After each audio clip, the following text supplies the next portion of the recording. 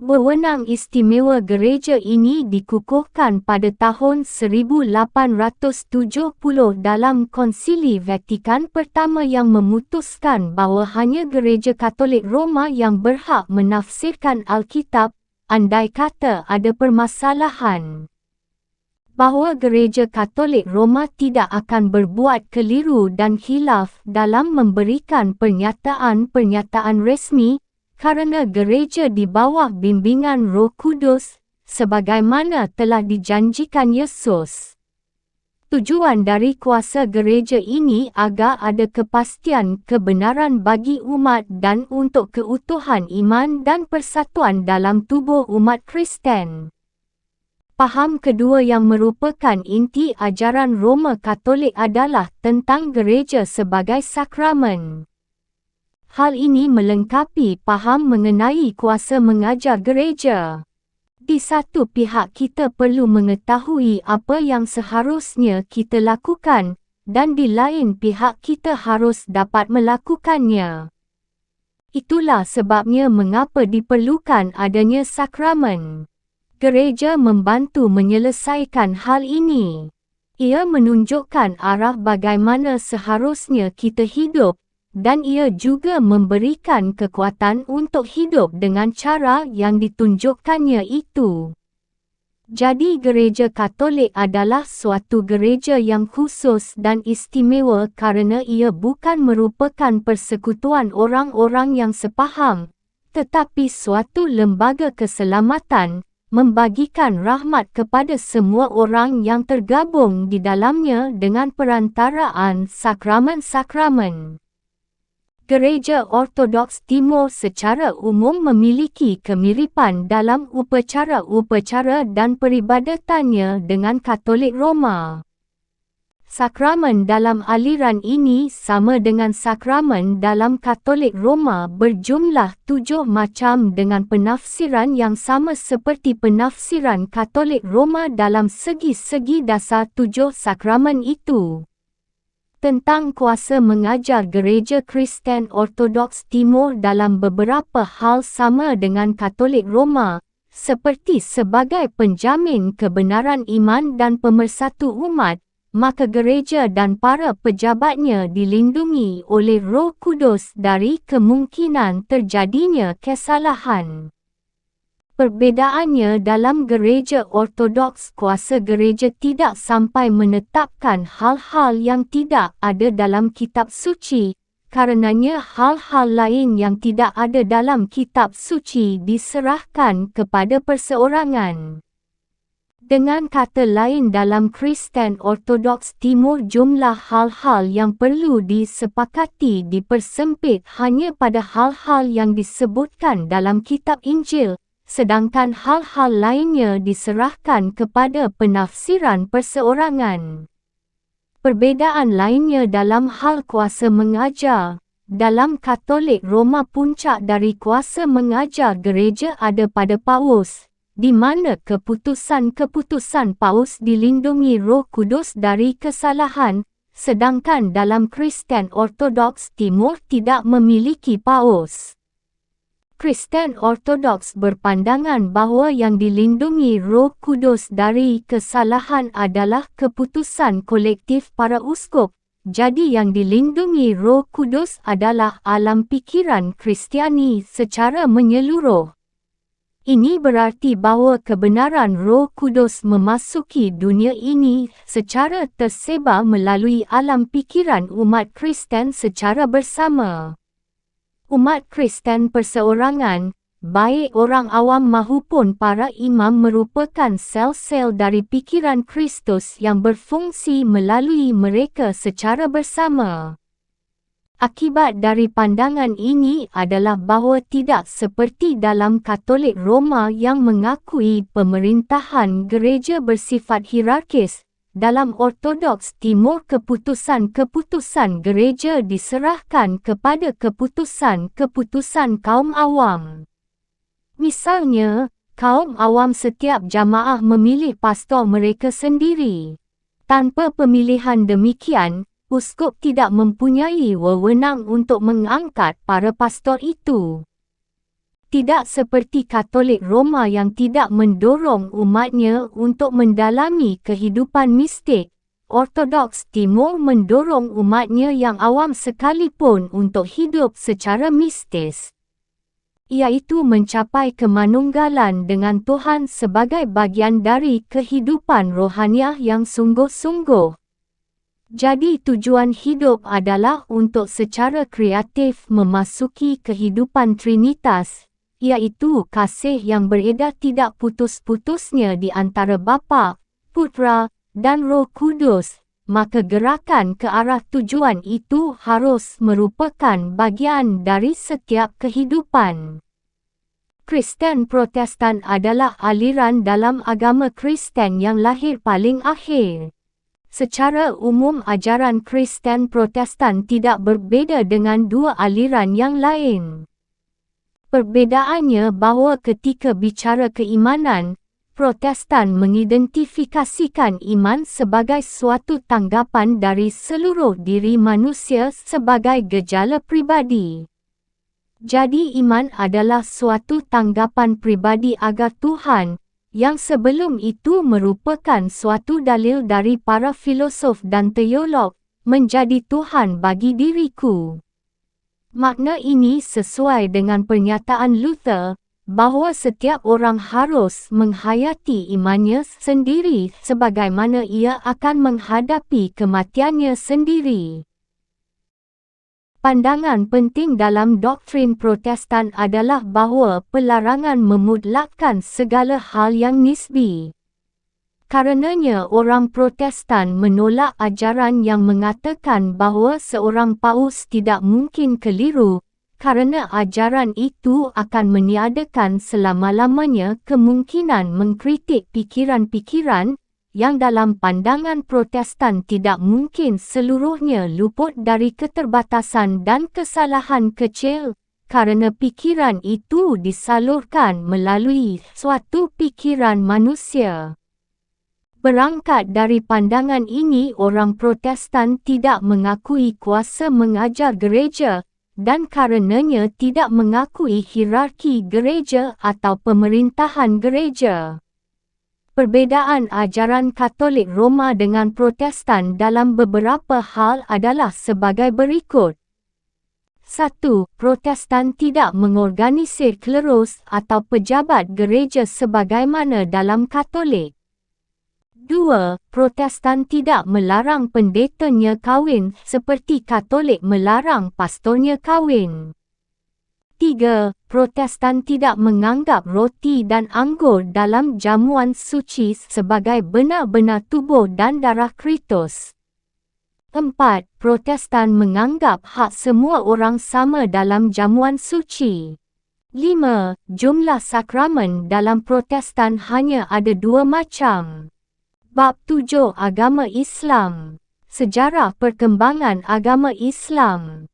Kehidupan manusia saat itu jatuh terpuruk secara sosial dan tenggelam ke dalam kegelapan secara teologis. Perpecahan, pertikaian, serta peperangan merajalela dan telah menjadi kebiasaan dan kegemaran di antara satu suku dengan suku lain, antara satu penganut keyakinan dengan penganut keyakinan yang lain, hanya kerana alasan yang sepele sekalipun manusia saat itu mengangkat senjata untuk saling membunuh dan memusnahkan. Keyakinan yang berkembang saat itu adalah keyakinan keberhalaan, keyakinan kemusyrikan, keyakinan bertuhan banyak. Inilah keadaan zaman itu. Seolah tidak ada nilai-nilai kerohanian dan kemanusiaan yang memandu manusia, padahal saat itu telah berkembang agama-agama samawi, akan tetapi agama-agama pada saat itu telah terbawa arus oleh kebudayaan dan tradisi keyakinan kuno. Untuk menggambarkan kondisi agama-agama samawi saat itu, Haikal mengatakan bahawa manifestasi peradaban dunia yang paling jelas pada masa itu, seperti yang sudah kita saksikan, berpusat di sekitar Laut Tengah dan Laut Merah. Agama-agama Kristen dan Yahudi bertetangga begitu dekat sekitar tempat itu. Kalau keduanya tidak memperlihatkan permusuhan yang berarti, juga tidak memperlihatkan permusuhan yang berarti pula. Orang-orang Yahudi masa itu, dan sampai sekarang juga, masih menyebut-nyebut adanya pembangkangan dan perlawanan Nabi Isa kepada agama mereka. Dengan diam-diam mereka bekerja mahu membendung arus agama Kristen yang telah mengusir mereka dari Palestina dan yang masih berlindung di bawah panji Imperium Romawi yang membentang luas itu. Gejala-gejala kemunduran berikutnya ialah bertambah banyaknya sekte Kristen yang sampai menimbulkan pertentangan dan peperangan antara sesama mereka. Ini membawa akibat merosotnya martabat iman yang tinggi ke dalam kancah perdebatan tentang bentuk dan ucapan, tentang sampai di mana kesucian Maryam, adakah ia lebih utama dari anaknya Isa Al-Masih atau si anak yang lebih utama dari ibu, suatu perdebatan yang terjadi di mana-mana, suatu pertanda yang membawa akibat hancurnya apa yang sudah biasa berlaku. Perdebatan-perdebatan di sekitar tabiat keilahian Isa dan Maryam ini telah memecah belah Kristen ke dalam aliran-aliran yang berpandangan sebagai berikut. 1. Ada yang mengatakan, Nabi Isa hanya memiliki satu tabiat.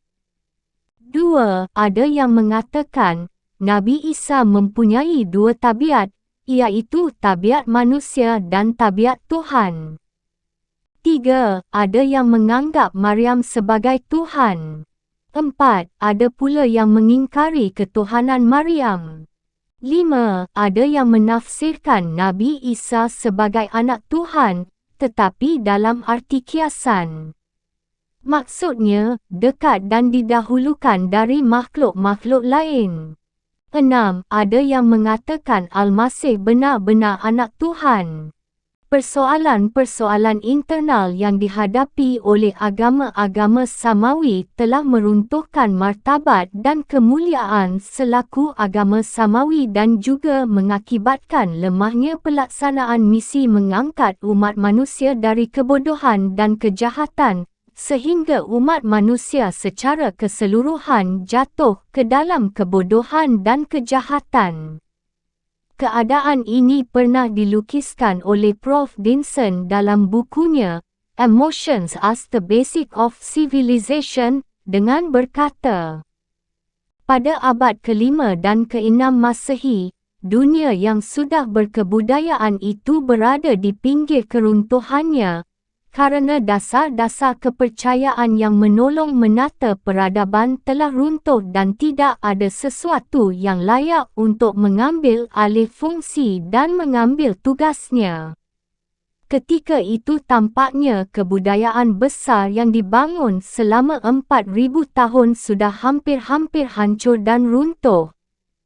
Manusia hampir-hampir kembali ke awal liarnya, karena suku-suku bangsa berperang dan saling bermusuhan, tiada undang-undang dan peraturan, ajaran-ajaran yang ditinggalkan agama Kristen menimbulkan perpecahan dan kebinasaan, bukannya persatuan dan ketertiban. Kebudayaan masa itu ibarat sebuah pohon rindang yang besar menaungi dunia dan sikapnya tidak tetap, karena rusaknya sangat dalam sampai ke akar-akarnya. Keadaan yang jahil juga dijumpai di negeri Arab. Negeri yang kala itu menjadi pusat keyakinan dan perdagangan bangsa-bangsa Arab. Di Arab inilah, tepatnya di kota Mekah yang dibangun oleh Nabi Ismail anak dari Nabi Ibrahim bapa agama monotheis, didirikan rumah ibadah pertama yang didirikan Nabi Ibrahim, sehingga menjadikan kota ini menjadi pusat peribadatan bangsa-bangsa Arab dan berkedudukan tinggi dan mulia bagi bangsa Arab. Mekkah juga menjadi pusat kegiatan perdagangan yang membawa tingkat kesejahteraan hidup bangsa Arab lebih baik dari bangsa-bangsa lain di dunia timur. Keadaan ini membawa kepada kebiasaan hidup mewah dan hura-hura, bentuk kehidupan yang mendorong munculnya beragama kemaksiatan dan kejahatan. Orang Arab, terutama orang Mekkah, sangat gemar mabuk-mabukan, gemar berjudi, dan banyak bergantung kepada berhala-berhala yang banyak jumlahnya yang mereka puja-puja. Peperangan dan pembunuhan antar suku dan kabilah menjadi hal biasa dalam tradisi orang-orang Arab, dilakukan hanya sekedar untuk kehormatan dan kedudukan mulia di dalam masyarakat atau untuk mempertahankan wilayah yang subur dan strategis. Hukum yang berlaku saat itu adalah yang kuat akan menang dan berkuasa dan yang lemah akan tersingkir atau binasa. Dalam suasana dunia yang dinaungi oleh kemerosotan dan keterpurukan sosial dan moral seperti inilah Tuhan mengutus dari salah satu keturunan Ismail menjadi seorang nabi yang bertugas mengangkat derajat manusia, menjadikan manusia saling menghargai dan menghormati, saling memberi dan mengasihi, membuat aturan hidup yang dapat mewujudkan kehidupan yang tertib, aman, dan damai, serta meluruskan kebengkokan keyakinan umat manusia dari keberhalaan, kemusyrikan, dan urafat. Nabi itu ialah Muhammad yang telah menerima wahyu di Gua Hira.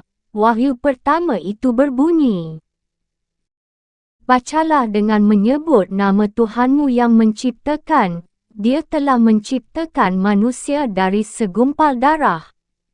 Bacalah, dan Tuhanmulah yang Maha Pemurah, yang mengajar manusia dengan perantaraan kalam.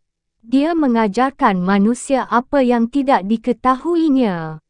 Kumpulan wahyu yang diterima Nabi Muhammad sejak dari wahyu yang pertama diterima hingga wahyu yang terakhir dinamai oleh wahyu itu sendiri sebagai agama Islam.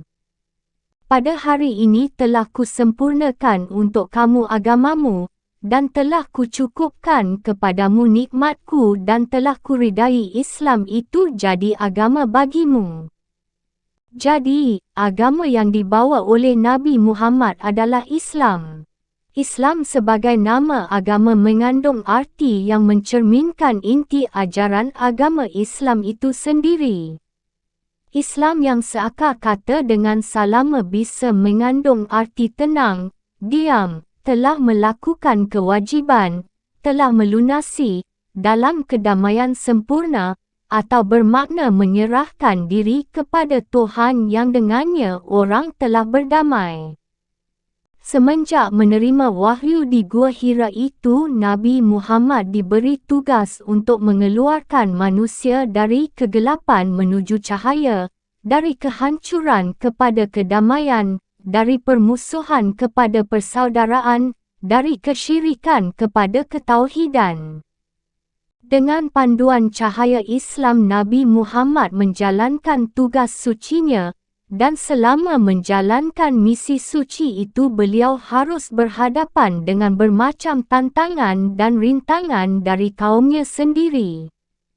Dibujuknya ia oleh kaumnya agar mahu meninggalkan risalah Islam dengan menawarkan kekuasaan, kekayaan, dan kecantikan, tetapi Nabi Muhammad tak bergeming sedikit pun.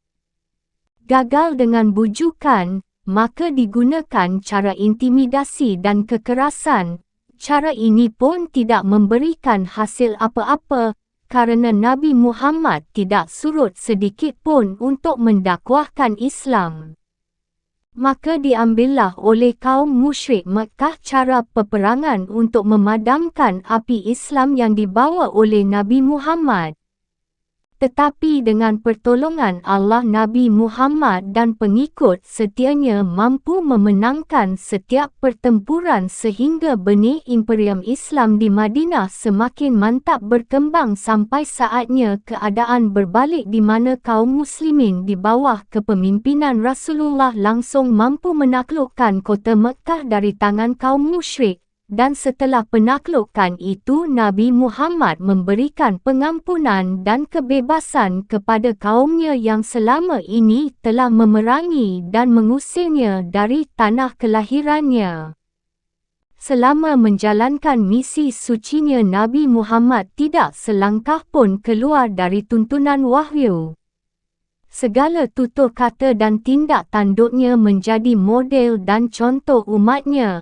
Dan semuanya itu ia dasarkan pada wahyu yang diterimanya, sehingga akhlak Rasulullah itu tidak lain adalah Al-Quran. Keberhasilan yang dicapai oleh Nabi Muhammad selama memimpin umatnya dalam melaksanakan perintah Allah, masih juga diraih oleh para penerusnya sepeninggalnya. Mula-mula tongkat estafet dijalankan Khulafaur Rashidin, Abu Bakar Siddiq, Umar bin Khattab, Utsman bin Affan, dan Ali bin Abi Talib. Pada masa 4 khalifah ini, wilayah kekuasaan Islam telah sampai di Iraq, Syria, Mesir, Siprus, Tripoli, Iran, dan Afghanistan. Pemerintahan 4 khalifah ini berakhir di masa Ali bin Abi Talib kerana terbunuh dan mulai muncul perpecahan di dalam tubuh umat Islam. Terbunuhnya Ali bin Abi Talib telah mengakhiri bentuk pemerintahan khalifah, untuk selanjutnya berganti menjadi pemerintahan dinasti Umayyah sampai masa kejatuhannya tiba dengan lahirnya dinasti Abbasiyah. Pada masa dinasti Abbasiyah inilah umat Islam mencapai puncak keemasan dan kejayaan dengan menjadi pusat peradaban dunia, di mana lahir beragam disiplin keilmuan Islam dan pemikir-pemikir besar Muslim dalam berbagai bidang ilmu dan filsafat. Setelah ratusan tahun mendominasi dunia, akhirnya dinasti Abbasiyah runtuh kerana terpecah ke dalam beberapa kerajaan kecil dengan wilayah kekuasaan yang kecil, sampai kemudian muncul kerajaan Turki Utsmani yang memiliki wilayah yang cukup luas. Akan tetapi pergerakan Turki Utsmani terhadang oleh geliat bangsa Eropah yang mulai bangkit dari tidurnya hingga mencapai masa Renaissance. Maka mulailah negara-negara Eropah mulai menjajah bangsa-bangsa Muslim hingga akhirnya kerajaan Turki Utsmani pun jatuh dan berubah dari Kesultanan Islam menjadi negara sekular.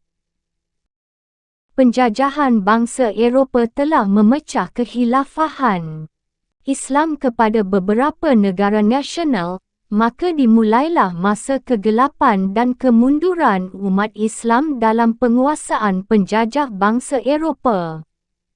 Sampai kemudian terjadi perlawanan bangsa-bangsa Muslim melawan penjajah Barat untuk memperoleh kemerdekaan dan akhirnya kemerdekaan pun satu persatu mulai diraih oleh bangsa Muslim dengan lahirnya negara-negara merdeka yang mayoritas penduduknya Muslim, baik yang bentuknya kerajaan Islam, republik sekular atau yang menjadi negara Islam, dan keadaan ini terus berlangsung hingga masa sekarang.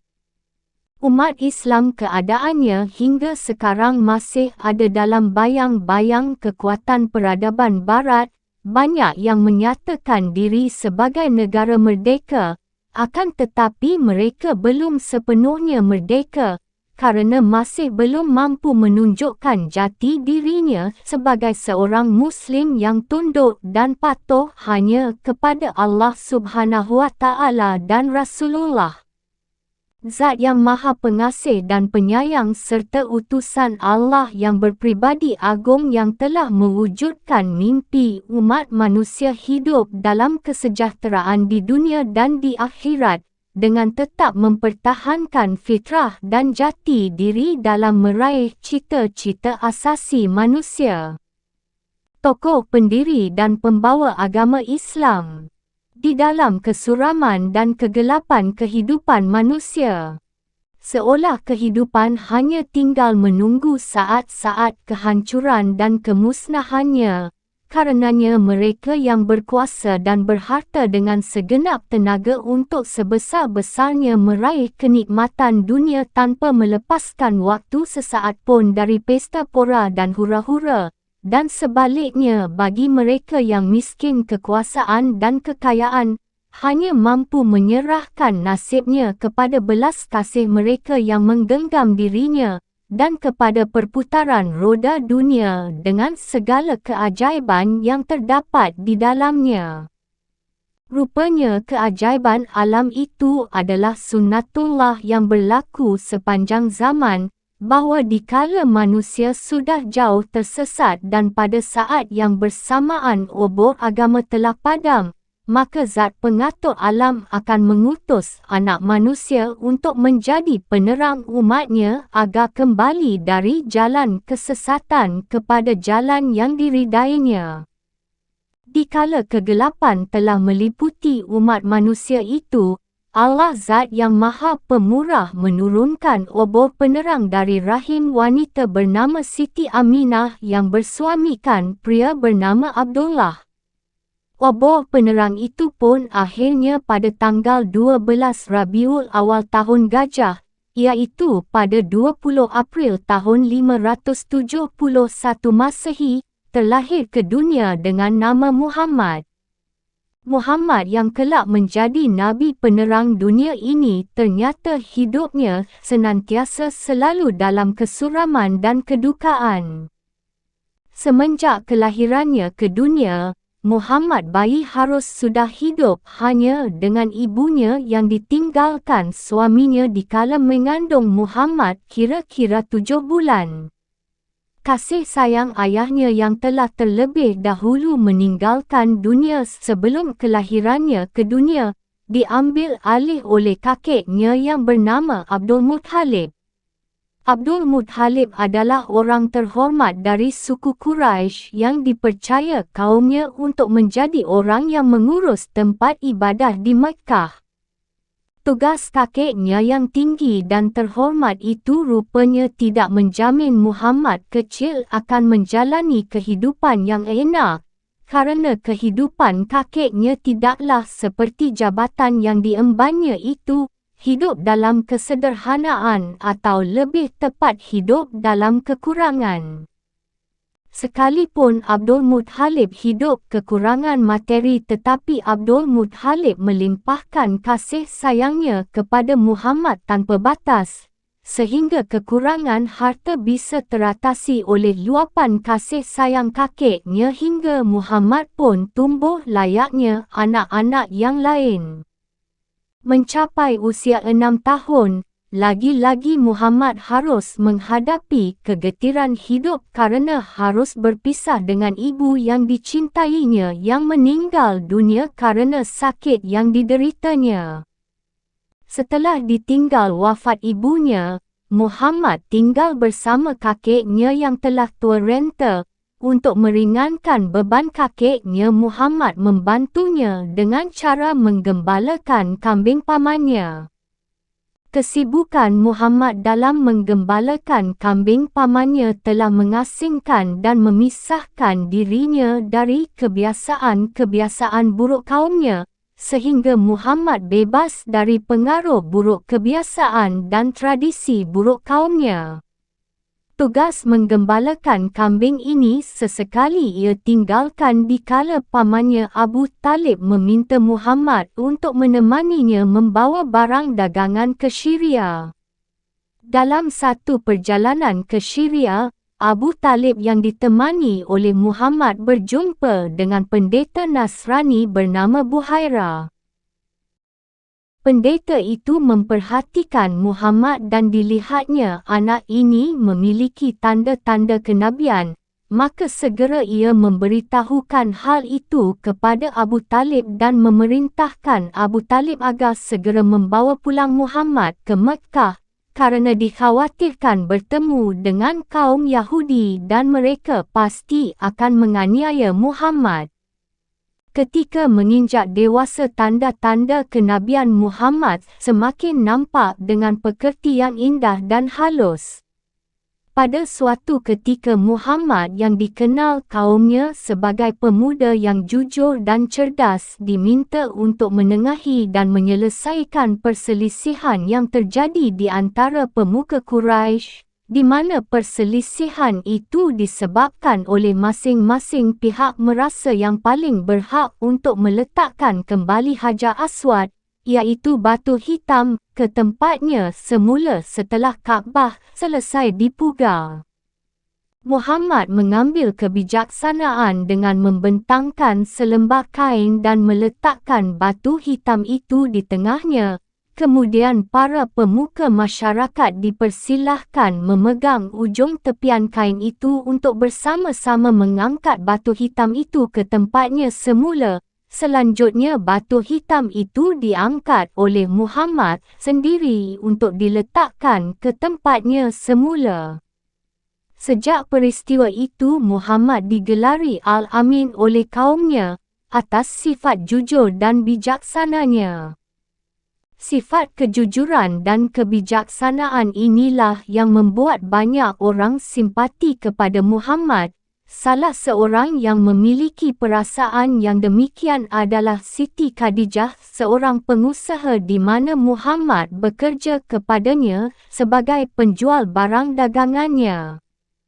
Menyaksikan keuletan, kejujuran, dan kebijaksanaan Muhammad selama bekerja bersama dirinya, membuat Siti Khadijah bukan saja simpati tetapi juga telah membuatnya jatuh hati kepada Muhammad. Perasaannya ini ia sampaikan kepada Maisarah dan Maisarah menyampaikan perasaan majikannya itu kepada Muhammad, maka Muhammad pun menerimanya sehingga menikahlah Muhammad dengan Siti Khadijah. Bersama dengan Siti Khadijah, Muhammad membangun keluarga yang harmonis dan berlimpah kasih sayang. Menyaksikan kehidupan kaumnya yang semakin menyimpang dan tersesat dari nilai-nilai kemanusiaan dan kerohanian, mendorong Muhammad banyak mengasingkan diri dari lingkungan masyarakatnya dengan cara pergi ke Gua Hira untuk melakukan perenungan dan penyucian diri. Pada suatu malam di bulan Ramadan ketika sedang bertahannuts di Gua Hira, datanglah malaikat Jibril kepadanya dengan membawa wahyu dan dimintanya Muhammad oleh Jibril untuk membaca. Dengan bimbingan Allah, Muhammad yang tidak bisa baca tulis itu akhirnya membaca. Wahyu itu berbunyi, "Bacalah dengan menyebut nama Tuhanmu yang menciptakan. Dia telah menciptakan manusia dari segumpal darah. Bacalah, dan Tuhanmulah yang Maha Pemurah, yang mengajar manusia dengan perantaraan kalam. Dia mengajarkan manusia apa yang tidak diketahuinya." Itulah wahyu pertama yang diterima Muhammad dari Jibril dikala usianya menginjak 40 tahun dan sekaligus merupakan pengangkatannya sebagai Nabi dan Rasul Allah untuk menyampaikan risalahnya kepada seluruh umat manusia. Sesaat setelah menerima wahyu itu, Muhammad bergegas pulang ke rumah menemui isterinya Khadijah dengan keadaan yang masih cemas, gelisah dan gemetaran. Sesampainya di rumah, Muhammad berbaring dan minta diselimuti oleh isterinya. Ketika keadaannya agak tenang, Muhammad memberanikan diri untuk menceritakan kejadian yang baru saja dialaminya kepada isterinya. Setelah menceritakan apa yang dialaminya itu, jiwanya sedikit lega dan itu membuatnya tertidur. Di saat Muhammad tertidur, Khadijah pergi ke rumah anak pamannya Warakah bin Naufal yang menganut agama Kristen untuk meminta pendapatnya tentang apa yang dialami oleh suaminya. Warakah pun membenarkan apa yang dialami oleh Muhammad dan menegaskan bahawa Muhammad adalah seorang nabi yang diutus Tuhan kepada umat manusia. Selama 2 tahun pertama, Muhammad tidak pernah menceritakan apa yang diterimanya kepada orang lain kecuali kepada isterinya Khadijah dan anak pamannya Warakah bin Naufal. Dan selama itu pula Nabi Muhammad tidak lagi menerima wahyu dari Jibril sekalipun masih tetap bertahanut ke Gua Hira. Sampai suatu saat ketika berada di Gua Hira, ia mendengar suara dari langit dan ketika ia menoleh ke arah suara itu dilihatnya malaikat Jibril, pemandangan yang nampak membuatnya ketakutan dan berlari pulang ke rumah. Sesampai di rumah seperti biasanya Nabi Muhammad berbaring dan meminta isterinya untuk menyelimutinya. Dalam keadaan berselimut itulah Jibril kembali mendatanginya dan menyampaikan wahyu Allah yang kedua kepadanya. Hai orang yang berselimut, bangunlah, lalu berilah peringatan. Dan Tuhanmu agungkanlah, dan pakaianmu bersihkanlah, dan perbuatan dosa tinggalkanlah, dan janganlah kamu memberi dengan maksud memperoleh balasan yang lebih banyak. Dan untuk memenuhi perintah Tuhanmu, bersabarlah. Sejak menerima wahyu yang kedua, Muhammad mulai berdakwah kepada lingkungan terdekatnya. Mula-mula ia sampaikan kepada isterinya yang sejak semula telah mempercayai suaminya sebagai utusan Tuhan. Kemudian disusul oleh Ali bin Abi Talib anak pamannya yang juga meyakini kenabian Muhammad dan risalah Islam. Demikian pula Zaid bin Harithah seorang budak yang kemudian menjadi anak angkatnya dan Abu Bakar Siddiq juga termasuk orang-orang yang pertama kali menjadi pengikut Nabi Muhammad. Seiring berjalannya waktu pengikut Nabi Muhammad semakin banyak dan hal ini menimbulkan kebencian dan kemarahan para pemuka Quraisy yang khawatir keyakinan nenek moyang yang selama ini dianuti akan ditinggalkan oleh kaumnya. Mencegah apa yang dicemaskan itu terjadi, para pemuka Quraisy mendatangi Abu Talib agar mahu membujuk keponakannya untuk mahu menghentikan seruannya. Melihat keyakinan dan kegigihan keponakannya dalam mendakwahkan keyakinannya, Abu Talib bukannya memenuhi permintaan para pemuka Quraisy, malahan ia menjadi benteng perlindungan keponakannya dari segala niat jahat kaum musyrik Makkah. Namun malang bagi pengikut Nabi Muhammad yang tidak memiliki pelindung menjadi sasaran kemarahan kaum musyrik Makkah. Keadaan ini membuat pengikut Nabi Muhammad semakin terjepit, dan itu mendorong Nabi Muhammad memerintahkan kepada pengikutnya agar keluar dari Makkah menuju ke Habsyah, daerah yang lebih aman bagi mereka. Dalam keadaan yang demikian sulit bagi perkembangan Islam, datanglah titik terang dengan masuk Islamnya dua orang Quraisy yang paling ditakuti oleh kaum musyrik Makkah, Hamzah bin Abdul Muttalib dan Umar bin Khattab. Masuk Islamnya dua tokoh kaum Quraisy ini memberikan kelegaan pihak Muslim kerana keduanya terkenal sebagai petarung yang tangguh dan gagah berani. Namun sebaliknya bagi kaum musyrik ini menjadi pertanda buruk kerana kekuatan di pihaknya semakin berkurang. Menyadari hal ini, maka kaum musyrik Makkah semakin gusar dan oleh karenanya untuk menghambat perkembangan Islam maka dibuatlah kesepakatan di antara kelompok-kelompok kaum musyrik untuk memboikot Bani Hashim dan Bani Abdul Muttalib. Pemboikotan ini berlangsung selama 2 tahun dan itu mengakibatkan keadaan kaum muslimin semakin sulit. Keadaan kaum muslimin yang sulit menimbulkan kesedihan dan kepedihan pada diri Nabi Muhammad. Kepedihan dan kesedihan Nabi Muhammad pun semakin dalam, tatkala 2 orang yang selama ini menjadi tempat berlindungnya meninggalkannya untuk selama-lamanya. Pertama, pamannya Abu Talib yang berusia 87 tahun wafat, lalu disusul pula oleh isterinya Khadijah. Sempurnalah derita dan kesedihan yang dirasakan oleh Nabi Muhammad sehingga ia merasakan bahawa sudah tidak ada daya lagi untuk melanjutkan tugas kenabiannya. Dalam suasana duka yang mendalam inilah Allah menghulurkan rahmat dan kuasa-Nya kepada manusia pilihan-Nya dengan memberangkatkan Nabi Muhammad melakukan perjalanan Isra dan Mi'raj dari Makkah ke Baitul Maqdis di Palestina, lalu dilanjutkan dengan naik ke langit ke-7 Sidratul Muntaha dalam waktu sehari semalam.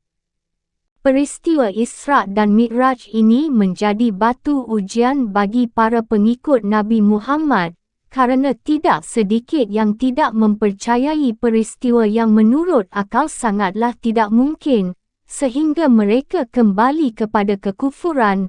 Tetapi bagi yang percaya atas peristiwa itu, semakin bertambah keimanan mereka kepada Allah dan Rasul-Nya. Dan orang yang mula-mula percaya tanpa keraguan sedikit pun atas peristiwa Isra dan Mi'raj itu adalah Abu Bakar, sehingga ia digelari oleh Rasulullah dengan Al-Siddiq atau orang yang percaya. Dengan kata lain, Isra dan Mi'raj adalah saringan yang menyaring pengikut Nabi Muhammad sehingga hanya menyisakan mereka yang benar-benar beriman.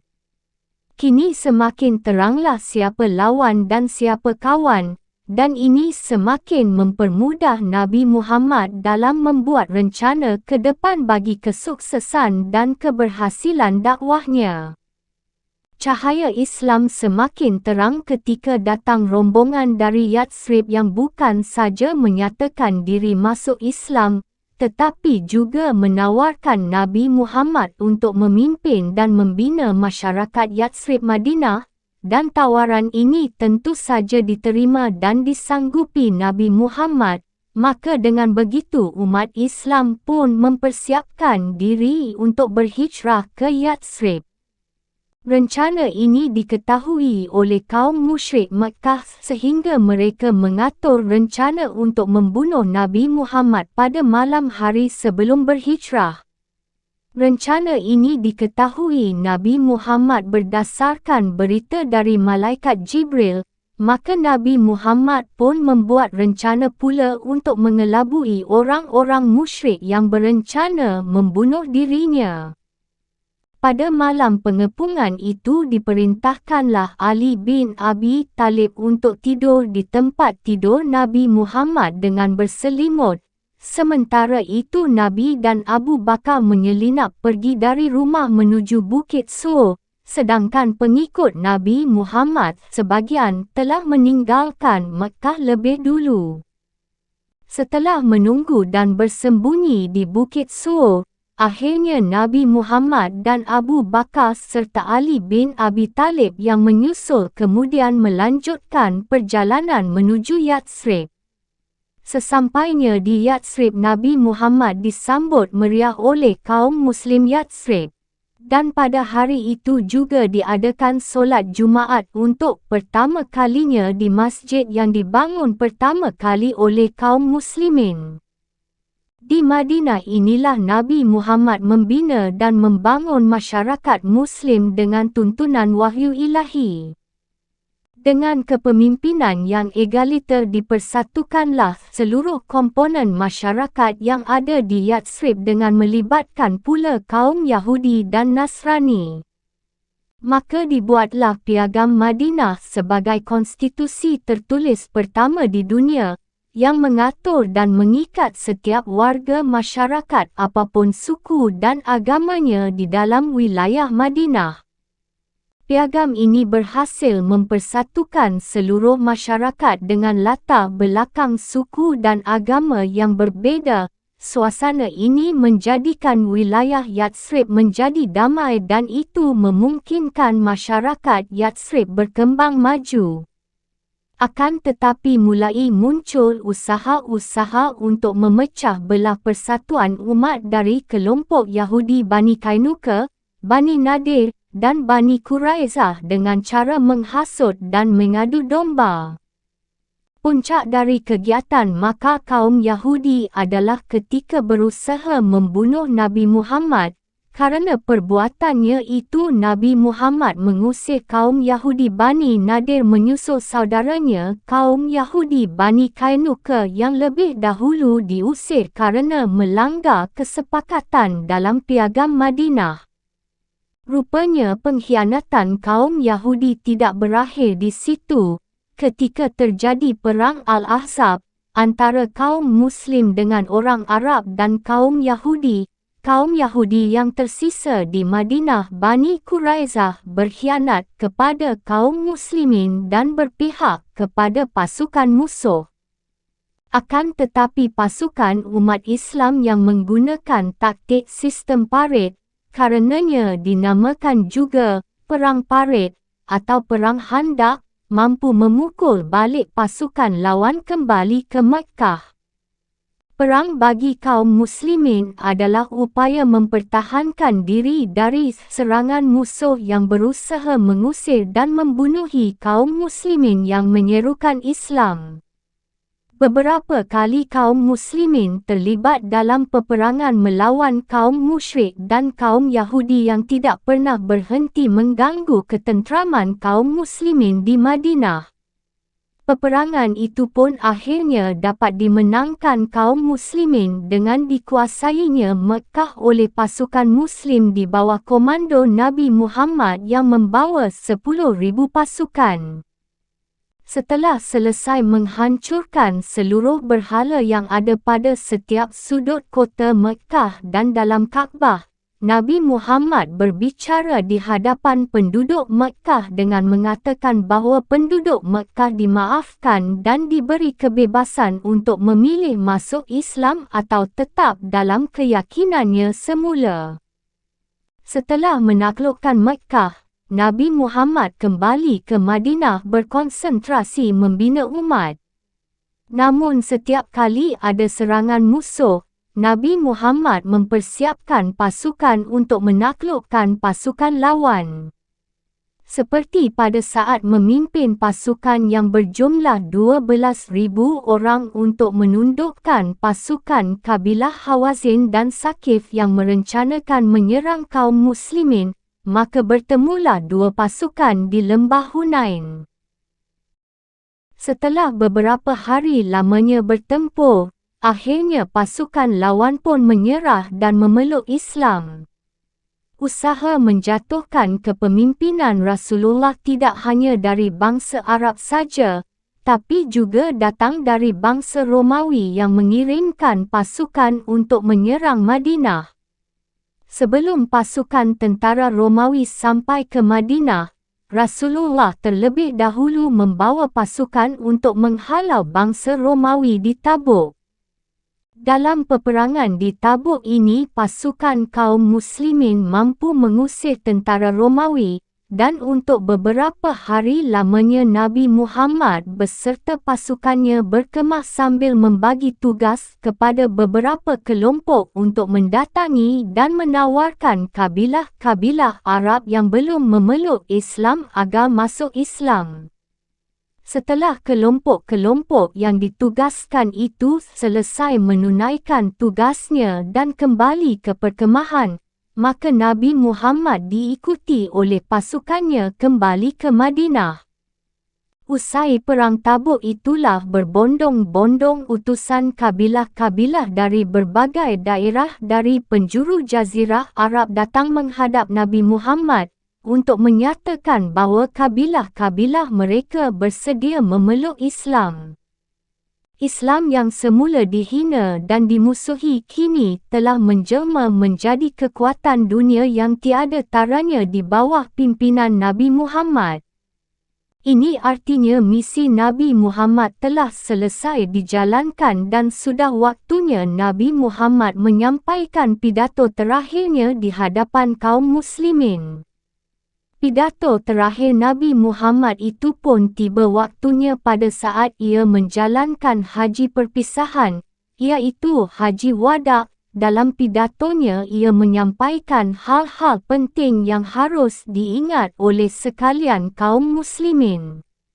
Bunyi pidato Nabi Muhammad itu sebagai berikut.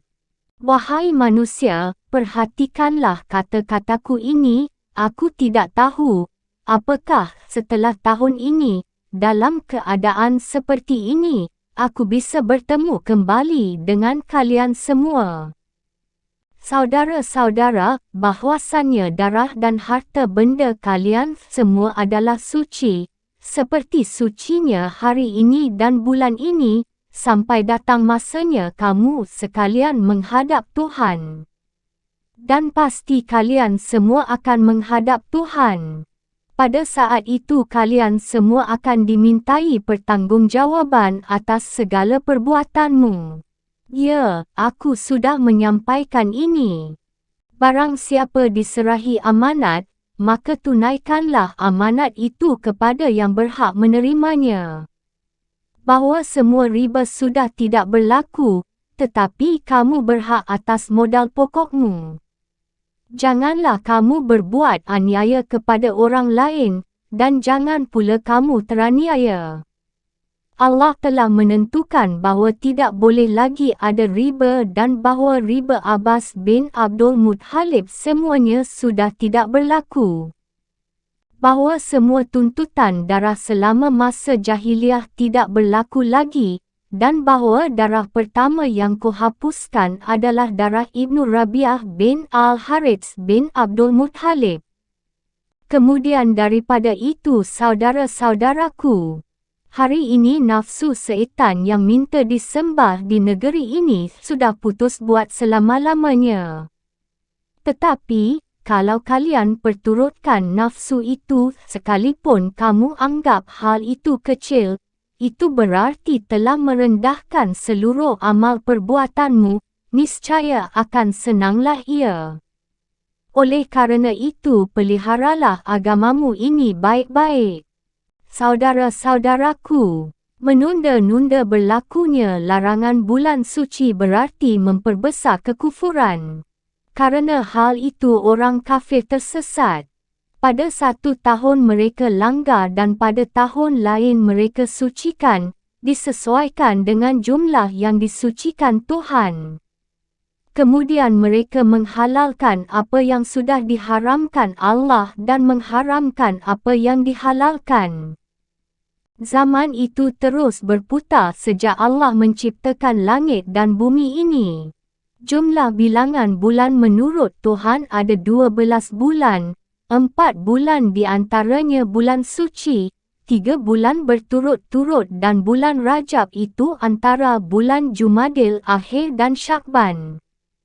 Kemudian daripada itu, saudara-saudara, sebagaimana kamu mempunyai hak atas isteri kamu, maka isterimu juga mempunyai hak atas kamu. Hak kamu atas mereka ialah untuk tidak mengizinkan orang yang tidak kamu sukai menginjakkan kaki ke atas lantaimu, dan jangan sampai mereka secara jelas membawa perbuatan keji. Kalau sampai mereka melakukan semua itu, Tuhan mengizinkan kamu berpisah tempat tidur dengan mereka dan boleh memukul mereka dengan pukulan yang tidak membahayakan mereka. Bila mereka sudah tidak lagi melakukan itu, maka kewajiban kamulah memberikan nafkah dan pakaian kepada mereka dengan sopan santun. Berlaku baiklah terhadap isteri kamu, mereka itu kawan-kawan yang membantumu, mereka tidak memiliki sesuatu untuk diri mereka. Kamu mengambil mereka sebagai amanat Tuhan, dan kehormatan mereka dihalalkan buat kamu dengan nama Tuhan. Perhatikanlah kata-kataku ini, saudara-saudara. Aku sudah menyampaikan ini. Ada masalah yang sudah jelas kutinggalkan di tangan kamu, yang jika kamu pegang teguh, kamu takkan sesat selama-lamanya, iaitu Kitabullah dan Sunnah Rasulullah. Wahai manusia sekalian, dengarkanlah dan perhatikanlah kata-kataku ini. Kamu akan mengerti bahawa setiap Muslim adalah saudara Muslim yang lain, dan kaum Muslim semuanya bersaudara. Tetapi tidak dibenarkan seseorang mengambil sesuatu dari saudaranya, kecuali dengan sukarela diberikan kepadanya. Janganlah kamu menganiaya diri sendiri. Ya Allah, sudahkah ku sampaikan? Ya Allah, sudahkah ku sampaikan? Serentak yang hadir menjawab, ya. Kemudian Nabi berkata, ya Allah, saksikanlah ini. Usai berpidato, Nabi Muhammad untuk beberapa waktu lamanya masih berada di tempat itu. Seusai menunaikan solat zuhur dan asar baru kemudian Nabi Muhammad melanjutkan perjalanannya menuju Syaharat. Dalam perjalanan itulah ia membacakan firman Allah yang berbunyi, yang baru diterimanya, pada hari ini telah kusempurnakan untuk kamu agamamu, dan telah kucukupkan kepadamu nikmatku dan telah kuridai Islam itu jadi agama bagimu. Ketika mendengarkan bunyi ayat itu, Abu Bakar As-Siddiq menangis dan ia berfirasat bahawa telah selesai tugas Rasulullah menyampaikan risalah Islam dan itu artinya Nabi Muhammad pun telah dekat saatnya untuk menghadap Allah. Sekitar 3 bulan setelah Haji Wada itu Rasulullah jatuh sakit yang kian hari kian berat, sehingga ia tidak mampu memimpin solat berjamaah. Tempatnya itu digantikan oleh Abu Bakar As-Siddiq dalam memimpin solat berjamaah. Akhirnya, pada tanggal 12 Rabiul Awal tahun 11 Hijriah Nabi Muhammad menghembuskan nafas terakhir. Kitab suci agama Islam. Kitab suci agama Islam ialah Al-Quran. Kata ini berasal dari kata qiraah berarti bacaan dan di dalam kata qiraah terkandung makna agar selalu diingat. Sekalipun makna dasarnya bacaan, tetapi Al-Quran tidak bisa dimaknai sekedar bacaan biasa seperti bacaan-bacaan lainnya. Al-Quran memang sulit didefinisikan ke dalam sebuah definisi yang benar-benar mencerminkan maknanya yang sebenarnya. Akan tetapi para ulama sepakat bahawa Al-Quran adalah kalam atau firman Allah yang diturunkan kepada Nabi Muhammad yang pembacaannya merupakan suatu ibadah. Penamaan Al-Quran diambil berdasarkan keterangan yang terdapat di dalam ayat-ayat Al-Quran sendiri. Selain Al-Quran, ada beberapa nama lain untuk wahyu Allah yang diterima oleh Nabi Muhammad, iaitu 1. Al-Quran berdasarkan firman Allah yang artinya, Quran ini memberi petunjuk kepada jalan yang lebih lurus. 2. Alkitab berdasarkan firman Allah yang artinya, telah kami turunkan kepadamu Alkitab yang di dalamnya terdapat sebab-sebab kemuliaan bagimu. 3. Al-Furqan berdasarkan firman Allah yang artinya, Maha Suci Allah yang telah menurunkan Al-Furqan kepada hambanya, agar dia menjadi pemberi peringatan kepada semesta alam. 4. Al-Zikir berdasarkan firman Allah yang artinya, sesungguhnya kamilah yang telah menurunkan Al-Zikir, iaitu Al-Quran, dan sesungguhnya kamilah yang benar-benar akan menjaganya. 5. Al-Tanzil berdasarkan firman Allah yang artinya, dan Quran ini tanzil, diturunkan, dari Tuhan semesta alam.